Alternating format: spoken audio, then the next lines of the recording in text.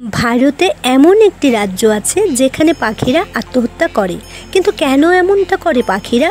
বছরের পর বছর ধরে একই প্রক্রিয়া চলে আসছে। সন্ধ্যে 7টার থেকে রাত 10টা পর্যন্ত চলে এই আত্মহত্যা প্রক্রিয়া। যখন সকাল হয় দেখা যায় রাস্তাঘাট সর্বত্র পাখিদের মৃতদেহ পড়ে রয়েছে।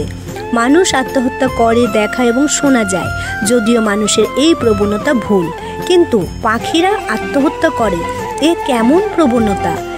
একটি দুটি পাখি নয়, হাজারে হাজারে পাখি এমনটা করছে বছরের পর বছর ধরে।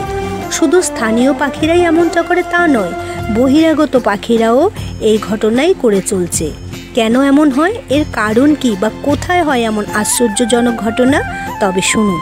অসমের জাটিঙ্গার ডিমা হাসাও পার্বত্য অঞ্চলে প্রতি বছর সেপ্টেম্বর মাসে এমন আশ্চর্যজনক ঘটনা ঘটতে দেখা যায়।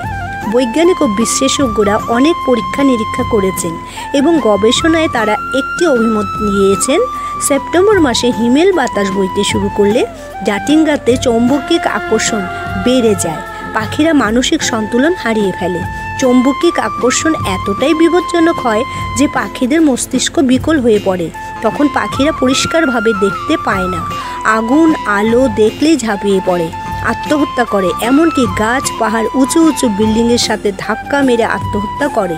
প্রতি বছর হাজার হাজার পাখির প্রাণনাশ হয়। সরকারিভাবে নির্দেশ দেওয়া আছে, সন্ধ্যের পর গাড়ি চালানো ও আগুন জ্বালানো নিষিদ্ধ। বৈজ্ঞানিকভাবে যাই বিশ্লেষণ করা হোক না কেন, জাটিঙ্গা এক রহস্যময় জায়গা। জাটিঙ্গাকে পাখিদের জন্য সুইসাইড পয়েন্ট বলা হয়। বন্ধুরা, একবার আসবেন নাকি জাটিঙ্গার মতন এমন রহস্যময় জায়গায়?